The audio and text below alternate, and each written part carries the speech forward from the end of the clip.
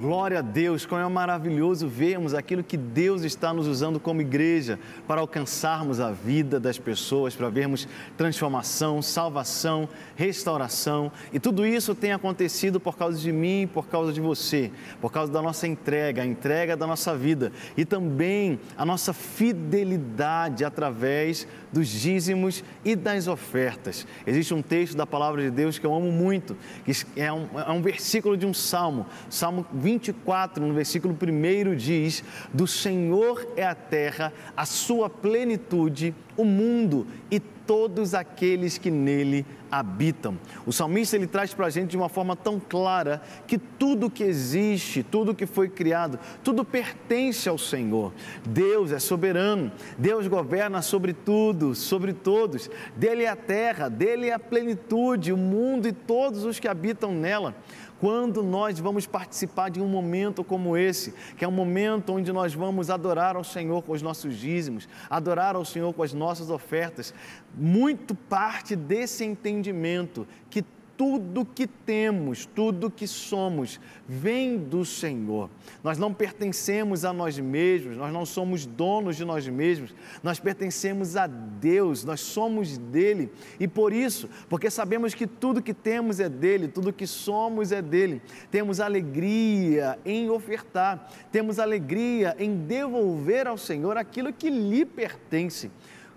Nós não estamos fazendo um favor para Deus ao entregar nossos dízimos e ofertas. Nós não estamos ajudando Deus a fazer a sua obra, devolvendo a Ele nossos dízimos e ofertas. Não, não, não.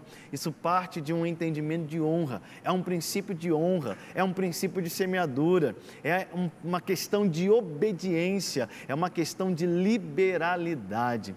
Na sua tela aí aparecem as contas da igreja, os bancos, e nós podemos então ofertar, nós podemos contribuir. Para quê? Para que a igreja possa avançar ainda mais no cumprimento do seu propósito, para que a igreja possa avançar ainda mais, cumprindo aquilo que Deus tem nos chamado para fazer.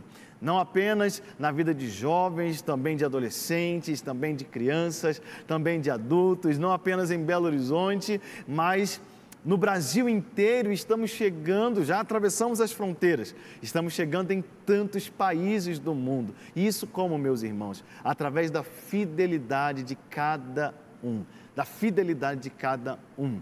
Dízimos e ofertas não compram o amor de Deus por você, dízimos e ofertas não compram um milagre na sua vida, não, não. Nós não fazemos isso para barganhar, nós fazemos o que fazemos pelo entendimento que temos da palavra do Senhor, por obediência e por liberalidade, por amor ao nosso Deus, por amor à obra do Senhor e pela consciência da necessidade do trabalho a ser feito aqui.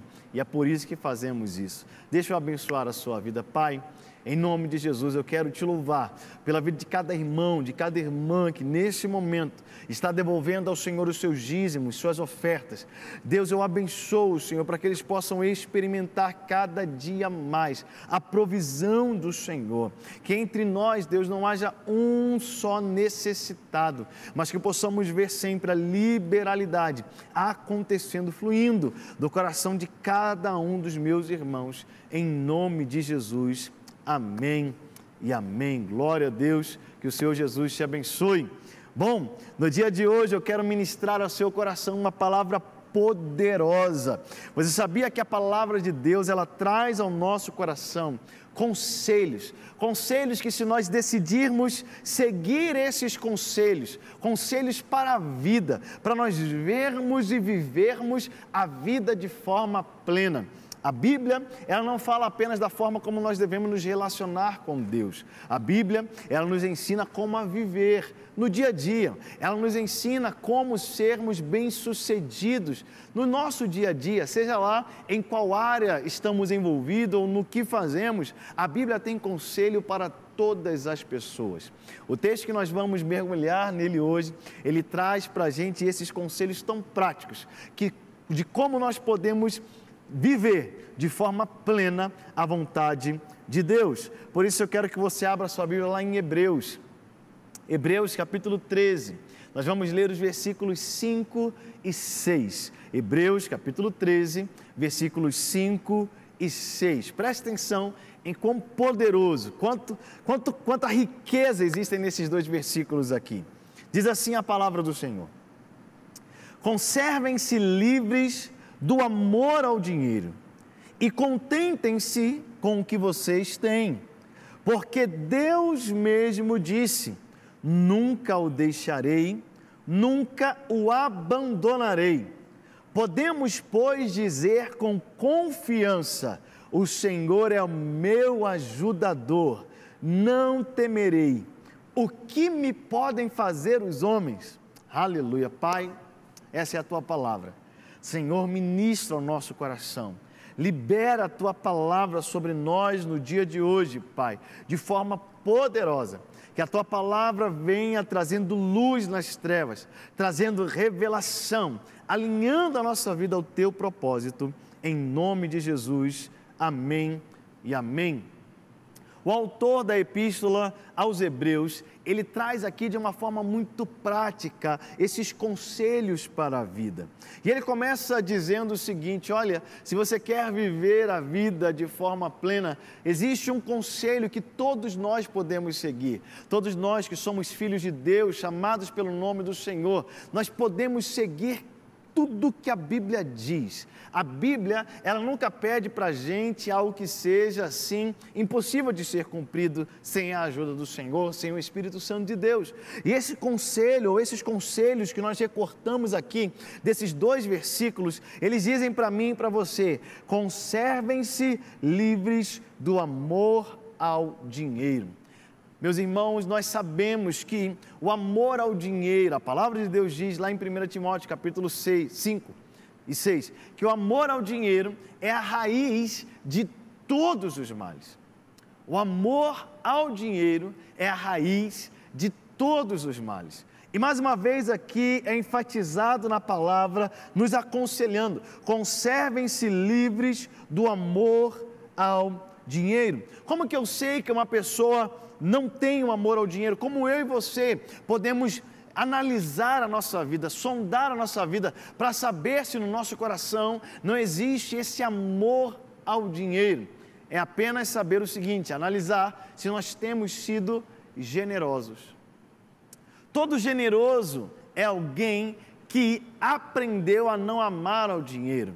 Toda pessoa que é generosa é porque o coração dela não está apegado às finanças. Se você quer um conselho para viver bem a vida, não seja apegado ao dinheiro, seja generoso.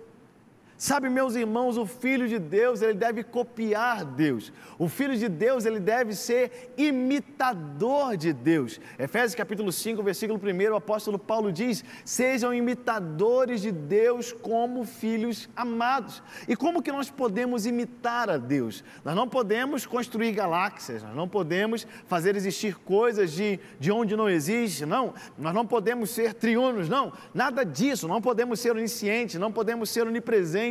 Tudo isso são atributos únicos e exclusivos de Deus. Como que vamos então imitar a Deus? Uma das formas de imitarmos a Deus é sendo generosos. Deus, ele é generoso. Um dos versículos mais conhecidos da Bíblia trazem de forma muito clara a generosidade de Deus. Diz que Deus amou o mundo de tal maneira que deu o seu Filho unigênito para que todo aquele que nele crê não pereça, mas tenha a vida eterna. Em Romanos capítulo 8, Paulo também diz: aquele que nem mesmo ao seu próprio Filho poupou, antes o entregou por todos nós, como nos não dará também gratuitamente, graciosamente, todas as coisas? O nosso Deus, ele é um Deus generoso. O nosso Deus é um Deus que não se agarra a nada do que tem, mas tudo aquilo que ele tem é para os outros, tudo aquilo que ele tem é para abençoar. Ele nos abençoa, ele ama o mundo, ele dá, aleluia, ele se entrega totalmente. Assim também, meus irmãos, nós devemos aprender a ser generosos. Compreenda que tudo que você tem, tudo que você recebeu, foi Deus quem te deu. E aquilo que Deus nos dá não é apenas para suprir a nossa necessidade. Quando Deus olha para mim, quando Deus olha para você, Ele vê não apenas alguém que Ele precisa ou quer suprir, Ele vê alguém que através de mim e através de você, Ele pode suprir a necessidade de outros. Deus nos vê como canais dos recursos dEle, Deus nos vê como canais de tudo aquilo que Ele tem dado nas nossas mãos. Sabe, todo filho de Deus, ele deve aprender a não reter aquilo que Deus coloca em suas mãos, a não reter. E quando eu falo de ser generoso, eu não estou falando apenas de dinheiro, eu estou falando do seu tempo, eu estou falando da sua casa, eu estou falando da sua família, eu estou falando dos seus dons, eu estou falando do conhecimento que você recebeu. Seja generoso com tudo aquilo que Deus tem te dado. Não retenha, não seja aquela pessoa que é tudo eu, tudo é para mim, eu, e você vai engordando, retendo, e como se tudo no mundo fosse só para você. Não, seja generoso, compartilhe, não ame o dinheiro, não ame demais a sua vida, a ponto de você achar que tudo tem que ser só para você. Saiba dar, saiba semear, saiba repartir de tudo que Deus tem te dado. Não apenas suas finanças, como eu disse, e quero enfatizar isso, mas o seu tempo, o conhecimento que Deus tem te dado, os dons que Deus tem te dado. Seja generoso. Aprenda a repartir, aprenda a doar, aprenda a semear. Você quer um conselho para ser bem-sucedido? Seja generoso. Quem retém, não prospera. Todo aquele que retém, ele não prospera. A prosperidade na vida, ela está completamente ou intimamente ligada à generosidade. Quando a gente vê o reino de Deus diz que não é guardando que se recebe, mas é dando que se recebe, é perdoando que se é perdoado. É quando eu dou, é quando eu reparto, é quando eu sou generoso, que eu vejo a multiplicação, que eu vejo a prosperidade chegando. Agora o autor aos Hebreus, ele continua dizendo, olha, conservem-se livres do amor ao dinheiro e contentem-se com o que vocês têm. Gente, se há algo que a nossa geração precisa aprender, é um negócio chamado contentamento. Aprender a estar e ficar contente com o que tem, ser grato. Contentamento está intimamente ligado à gratidão, a um coração grato. Sabe, tem muitas pessoas que elas não conseguem ser gratas, elas não conseguem ter ações de graças nos seus lábios, elas não conseguem ter gratidão no seu dia a dia e na sua vida, porque ela sempre acha que tudo que ela tem ainda é muito pouco, que ela poderia ter muito mais, que ela poderia fazer muito mais, que ela poderia estar muito melhor. Então ela não consegue enxergar as bênçãos que Deus tem dado para ela hoje, porque ela sempre imagina que o que ela tem hoje nunca é suficiente. O apóstolo Paulo, ele pôde dizer lá em Filipenses, que ele aprendeu a estar contente em toda e qualquer circunstância. Sabe, meus irmãos, se nós não aprendermos o contentamento, nós nunca vamos alinhar na nossa vida aquilo que é a expectativa de Deus para nós. Você sabia que todos os dias, quando eu como filho de Deus, como alguém que crê naquilo que a Bíblia diz, todos os dias, quando o contentamento não faz parte do meu dia, eu estou diretamente quebrando um princípio bíblico, quebrando ou colocando em dúvida a minha fé, ou permitindo que a incredulidade permaneça no meu coração. Como assim, Leão? Porque a Bíblia diz, Mateus capítulo 6, Jesus disse que nós temos um Pai amoroso, Deus é nosso Pai, e que Ele cuida de todas as coisas mais básicas do nosso dia a dia, o que temos que comer, o que temos que vestir, Ele supre cada uma das necessidades dos seus filhos. Salmo 23 diz que o Senhor é o nosso pastor e nada nos falta. Em vários momentos na Bíblia, é claro, é tão claro esse princípio estabelecido. Deus supre aqueles que são seus. Tudo aquilo que precisamos, tudo aquilo que necessitamos, Deus sempre nos dá, Deus sempre nos oferece. Deus sempre provê as nossas necessidades. Ele nunca vai deixar um justo desamparado, nem a sua descendência mendigar o pão. Agora, se eu não tenho contentamento, eu estou dizendo que Deus não está suprindo aquilo que Ele disse que iria suprir. Se eu não consigo ter no meu coração ação de graças e contentamento com o meu dia a dia, é porque eu estou dizendo que Deus não está cumprindo a palavra dEle. Deus não está fazendo aquilo que Ele disse que Ele iria fazer. Mas, meus irmãos, prestem atenção nisso. Se você é filho de Deus, se você nasceu de novo, se você tem essa paternidade celestial, todos os dias Deus te dá aquilo que você precisa. Você pode não ter todos os dias tudo o que você deseja, mas todos os dias você tem aquilo que você precisa. Por isso, aprenda a estar contente. Quando Paulo diz que aprendeu contentamento, meus irmãos, ele não está falando só de momentos de bonança na vida dele. Ele disse: aprendi a estar contente em toda qualquer situação, sei viver com pouco, sei viver com muito, sei passar por necessidades e sei viver com abundância. Em todas as coisas eu estou instruído, porque eu posso todas as coisas naquele que me fortalece. Quando eu e você entendemos que Deus tem cuidado de nós e que Ele é o mais interessado em suprir as minhas necessidades e que todo dia Ele me dá, Ele te dá aquilo que nós necessitamos, nós não temos por que não ser gratos a Deus, independente das dificuldades que apareçam no nosso dia a dia. Gratidão.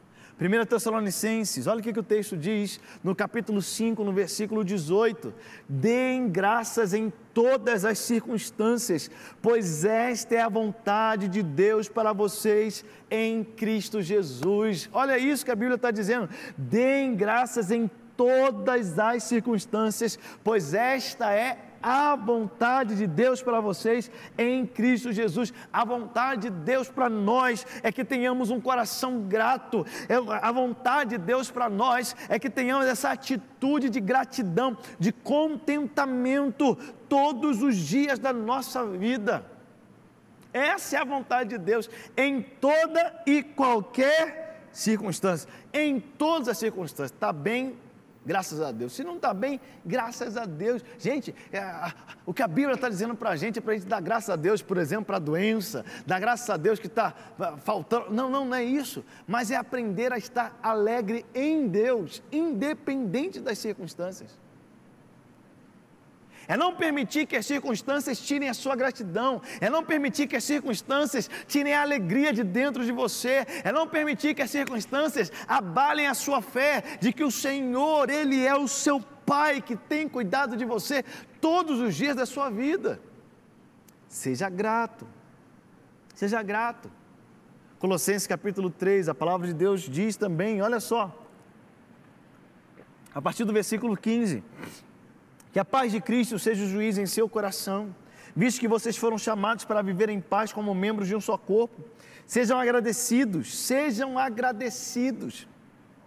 Habite ricamente em vocês a palavra de Cristo. Ensinem e aconselhem-se uns aos outros com toda a sabedoria. Cantem salmos, hinos e cânticos espirituais com gratidão a Deus em seu coração.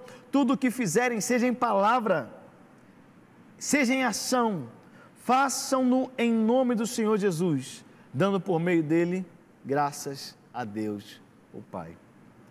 Tudo o que fizerem, seja em palavra, seja em ação, façam-no em nome do Senhor Jesus, dando por meio dele graças a Deus, o Pai. Quantas vezes a gente vai trabalhar e não vai trabalhar dando graça, a gente vai trabalhar murmurando. Quantas vezes a gente vai para a escola, para a universidade, e ao invés de ir dando graça, a gente vai murmurando. Quantas vezes alguém talvez volta para casa depois de um dia de trabalho, ao invés de voltar para casa dando graças pela família que Deus tem dado, volta para casa murmurando. O apóstolo Paulo, a Bíblia está nos instruindo, seja lá o que formos fazer, em todas as coisas que formos fazer, temos que fazer para Deus, dando sempre graças, estando contentes. Ah, pastor, não sou contente com a esposa que eu tenho.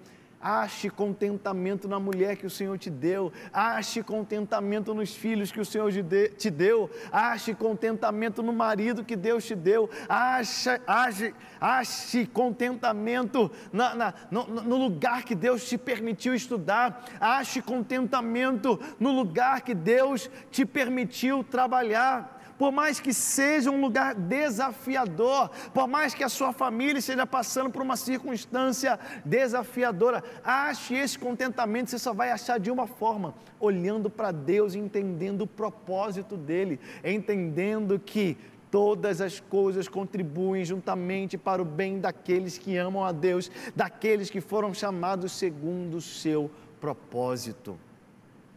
Aleluia! Contentamento. Gente, quem não dá graças murmura.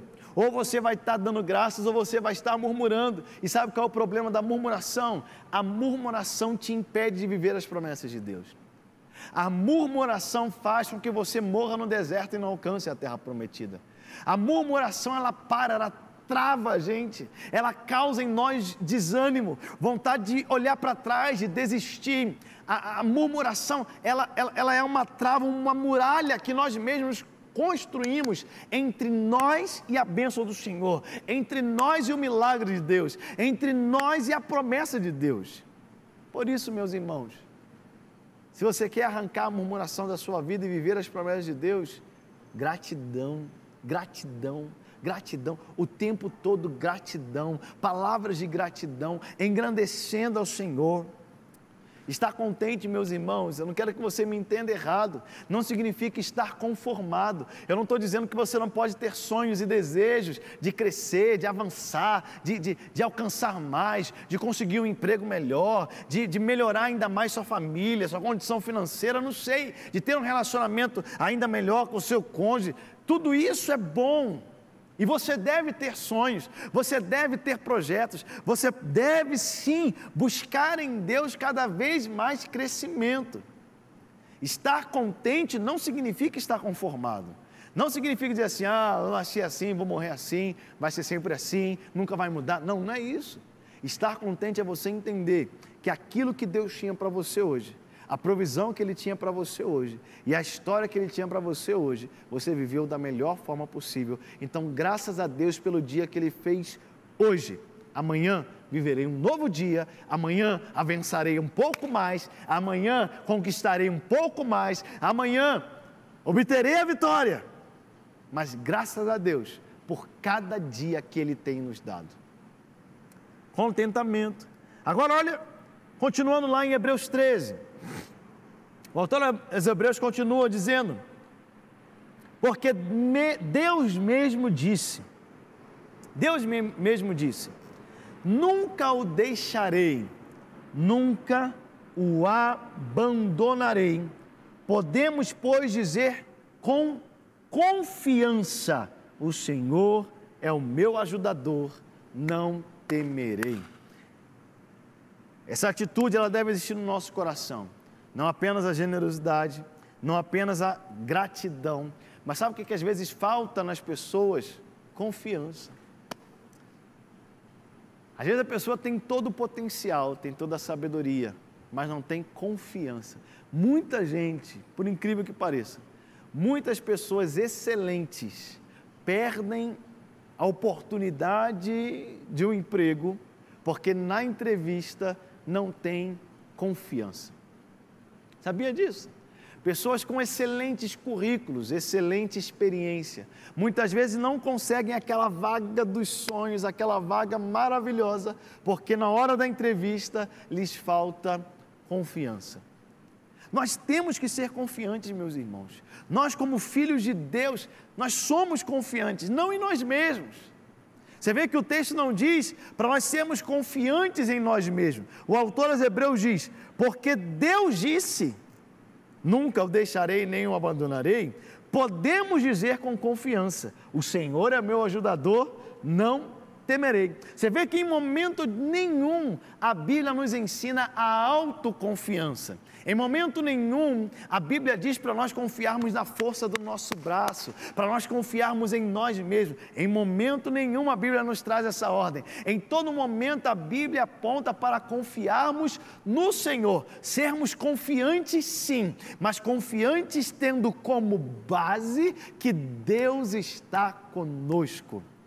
Confiança na terra, porque confiamos em Deus. Confiança para enfrentar dificuldades, gigantes, desafios, situações, porque confiamos em Deus. Confiança para avançar, para romper, porque confiamos em Deus. Porque confiamos em Deus, podemos ser confiantes. Olha o que a Bíblia traz para a gente aqui. Porque Deus disse. Ou seja, a nossa confiança está onde? A nossa confiança está na palavra de Deus. Uma versão da Bíblia, chamada Amplificada, ela coloca esse trecho da seguinte maneira: pois Ele, Deus, Ele mesmo disse, eu não irei de forma nenhuma falhar com você, nem entregar você, nem te deixar sem suporte. Eu não irei em nenhum ponto te deixar indefeso, nem te esquecer, nem te deixar cair. Certamente não. Repouse meu sustento em você. Aleluia! Você e eu precisamos saber que podemos nos lançar nos braços de Deus, podemos nos lançar na palavra do Senhor, podemos nos lançar em Deus, porque Ele mesmo disse que Ele está conosco, e se Ele disse, a palavra dEle não falha, a palavra dEle está firme, a palavra dEle está de pé, pode passar os céus e a terra, mas a palavra do nosso Deus não vai falhar. Para todas as promessas de Deus, nós temos nele sim, e através dele o amém. Nós podemos confiar na palavra do Senhor, porque a palavra que sai dos lábios dele não volta para ele vazia, mas cumpre o propósito para o qual ela foi designada. A palavra de Deus, ela traz existência a coisas que não existem, como se já existissem, porque pelo poder da palavra os mundos foram criados. Meus irmãos, eu não estou falando para você confiar em você, eu estou falando para você confiar na palavra de Deus, confiar naquilo que Deus disse. O que Deus disse? O que Deus falou? Quais palavras foram liberadas para você? O que está escrito na Bíblia? O que a palavra de Deus diz? Sustente, baseie, enraize a sua vida na palavra. Confie na palavra de Deus e você será bem-sucedido. Léo, como é que eu vou confiar na palavra? Como é que eu vou viver isso que você está dizendo? É por isso, gente, que é tão importante a gente ler a Bíblia. Filho de Deus não pode ficar sem ler Bíblia não, gente. A gente tem que conhecer o que a Bíblia diz. A gente tem que conhecer a palavra de Deus. Como que a gente vai ter confiança se a gente não conhece a palavra? Se a nossa confiança vem da palavra, se a nossa confiança vem da palavra de Deus, preste atenção nisso. Nós temos que conhecer a palavra para poder ter confiança. Nós temos que estudar a palavra, mergulhar, destrinchar, buscar a revelação da palavra, para que possamos ter confiança. Não uma autoconfiança, mas a confiança no que Deus disse. Lembre-se, Pedro, quando caminhou sobre as águas, ele caminhou na palavra. Ele disse para Jesus, diga apenas uma palavra, manda a palavra aí e eu vou. Jesus disse, vem. Quando Jesus disse vem, estava uma tempestade, vento contrário, mas Jesus liberou a palavra, Deus liberou a palavra. Então Pedro saiu do barco e caminhou sobre aquela palavra. Se a palavra é liberada, você pode caminhar até mesmo sobre as águas. Se Deus liberou a palavra, pode estar tempestade, pode ser água, mar, que você sabe que ninguém consegue caminhar sobre as águas, mas se a palavra foi liberada, você pode sair do barco com confiança, sem vacilar, sem olhar para trás, sem ter medo, porque a palavra foi liberada, e se a palavra foi liberada, nós podemos confiar na palavra. Por isso, eu vou para o Próximo ponto nosso da mensagem. Uma coisa puxa a outra. Se podemos confiar na palavra, se podemos ser confiantes, logo também podemos ser ousados. Deus não nos deu o espírito de escravidão, nem de medo. Deus nos deu o espírito de ousadia, ousadia. Se Ele nos deu o espírito de ousadia, meus irmãos, sim, nós podemos ser ousados em cumprir a palavra do Senhor. Dê passos de fé. Fale com autoridade aquilo que Deus já falou com você. Não tenha medo de falar aquilo que Deus disse. Não tenha medo de obedecer aquilo que Deus falou com você. Seja ousado. Ah, pastor, mas ninguém vai acreditar em mim. Ah, mas vão achar que eu sou doido. Ah, mas vão achar isso, isso e aquilo. Você acha que as pessoas não acharam que Noé era doido? Será que as pessoas não acharam que Abraão era um irresponsável de sair da sua terra, da sua parentela e ir para um lugar que ele não conhecia? Você não acha que as pessoas acharam que Moisés era um grande sonhador? Como é que sai com um povo inteiro do Egito e vai para uma terra que mana leite e mel, caminhando pelo deserto, no meio do deserto? Você acha que os grandes homens e mulheres de Deus na Bíblia não tiveram questionamentos por obedecer à voz de Deus? É claro que eles foram questionados, é claro que eles foram julgados, é claro que eles foram mal interpretados, é claro que muitos não acreditaram neles. Mas aqueles homens sabiam que tinham ouvido a voz do Senhor. Eles sabiam que eles tinham ouvido e recebido uma palavra de Deus. E quem recebe uma palavra de Deus pode ter ousadia. Quem recebe uma palavra de Deus pode, como eu disse, não apenas caminhar sobre as águas, mas pode ver o mar se abrir diante de si.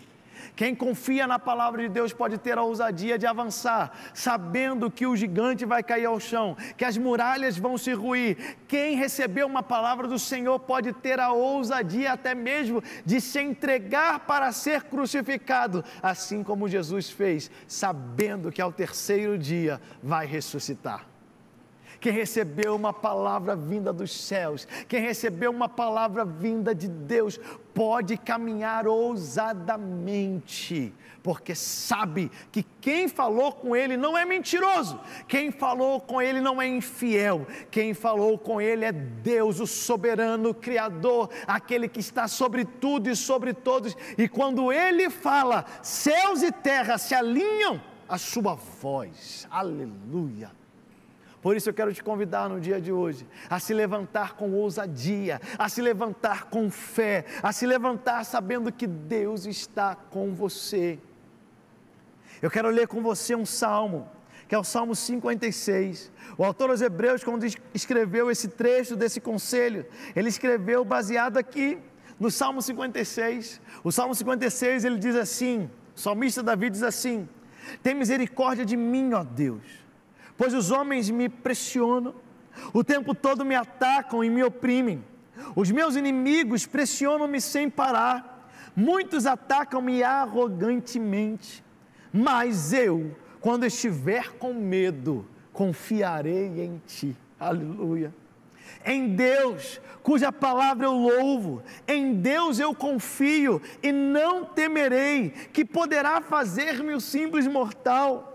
O tempo todo eles distorcem as minhas palavras, estão sempre tramando prejudicar-me, conspiram, ficam à espreita, vigiam os meus passos, na esperança de tirar minha vida.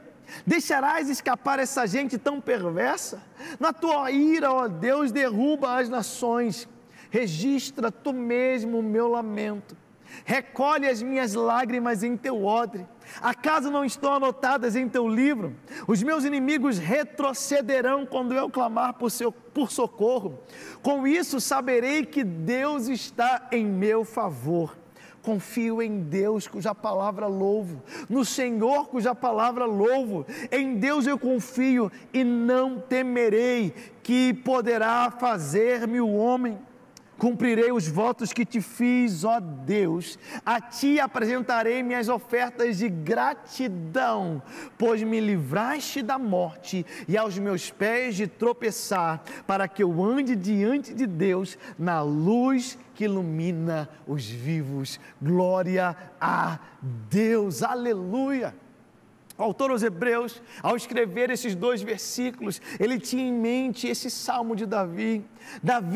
Ele escreveu esse salmo quando os filisteus o prenderam em Gate. Ele escreveu esse salmo em um dos momentos tão terríveis da sua vida, em um dos momentos onde ele estava sendo perseguido, pressionado, caluniado, mas ele pôde dizer, no meio dessa tribulação, eu confio no Senhor, eu confio na palavra de Deus, o meu coração se enche de gratidão por aquilo que Deus tem feito por mim, e eu sei que eu verei o propósito de Deus se cumprindo na minha vida. Eu sei que os meus inimigos não prevalecerão contra mim. Sabe, meus irmãos, nós sabemos que a nossa luta não é contra carne e sangue.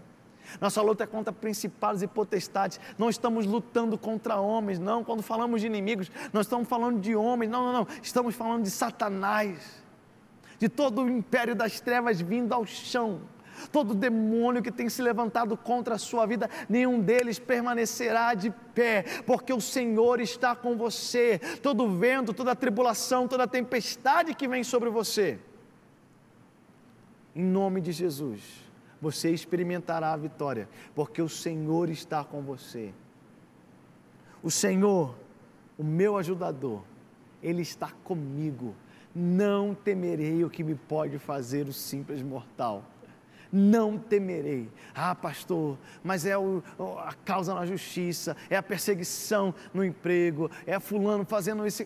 Não temerei o que me pode fazer o simples mortal. Se o Senhor te deu a palavra, não há homem que mude a palavra de Deus, não há homem que altere aquilo que Deus vai fazer na sua vida. Por isso eu te abençoo nesse momento e declaro sobre a tua vida essa força que vem do Senhor para te fazer permanecer, continuar de pé, avançando naquilo que é o propósito de Deus. Eu quero te abençoar. Eu quero abençoar a sua casa, eu quero abençoar a sua vida.